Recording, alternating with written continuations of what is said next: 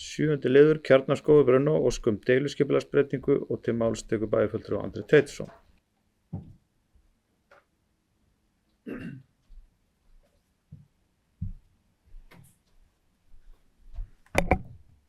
Forseti, ágætu bæjarfulltrúar, þetta liður 7 í fundargerð skipulagsráðs dagsettri 28. maí 2025. Lagt fram erindi Jóns Birgis Gunnlaugssonar dagsett 22.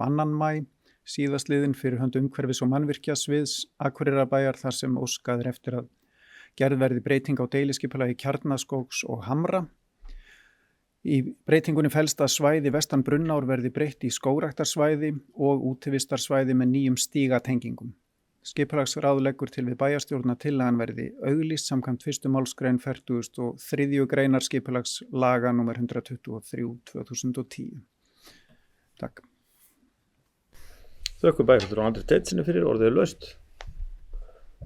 Enginn hvað sem hljóðst, þá les ég bókun. Bæjarstjórn samþykkir að framlög til að breytingu á deiliskipulagi Kjarnaskógs og Hamra verði auglýst samkvæmt 1. málsgrein 43. greinar skipulagslaga nr. 123/2010, þau sem samþykkja.